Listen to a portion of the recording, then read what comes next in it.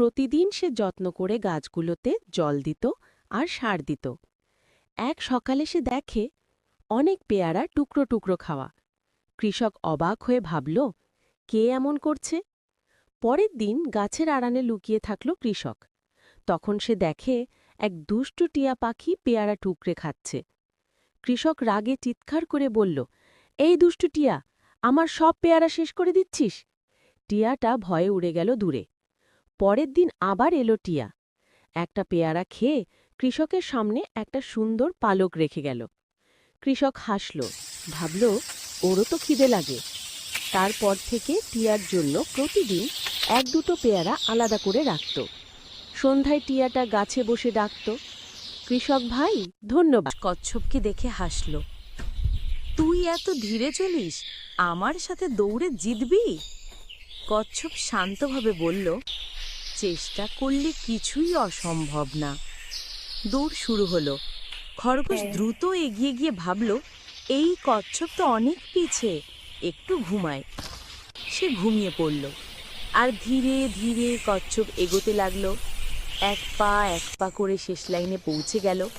খরগোশ ঘুম থেকে উঠে দৌড়ালো, কিন্তু তখন অনেক দেরি।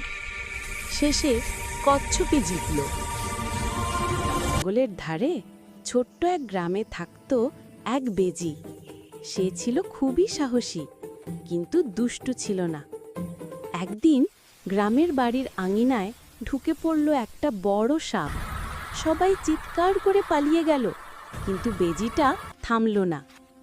সাপটা ফসফস করে ফনা তুলে দাঁড়ালো, আর বেজিটা ঝাঁপিয়ে পড়ল তার গলায়। ভয়ানক লড়াই চলল কিছুক্ষণ। শেষমেশ সাপটা মরে গেল, আর বেজিটা জিতে গেল। গ্রামবাসী খুশিতে ওকে দুধ ভাত খাওয়ালো, আর সবাই জানল, ছোট হলেও সাহস থাকলে যে কোনো বিপদ জয় করা যায়। মরুভূমিতে চারদিকে শুধু বালু আর রোদ।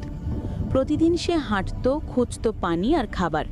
কিন্তু একদিন প্রখর রোদে ক্লান্ত হয়ে পড়ল সে, প্রায় হাল ছেড়ে দিল। ঠিক তখনই দূরে দেখতে পেল কিছু সবুজ, একটা গাছ আর একটা কুঁয়ো।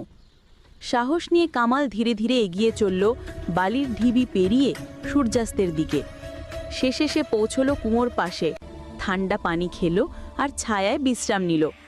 তখন কামাল বুঝল, ধৈর্য ধরলে মরুভূমিতেও জীবন খুঁজে পাওয়া যায়। ঘুমোচ্ছিল, হঠাৎ এক ছোট্ট ইঁদুর এসে তার গায়ে উঠে খেলতে লাগলো। সিংহ রেগে গিয়ে ইঁদুরটাকে ধরল। ইঁদুর কাঁদতে কাঁদতে বলল, আমায় ছেড়ে দাও, একদিন আমি তোমার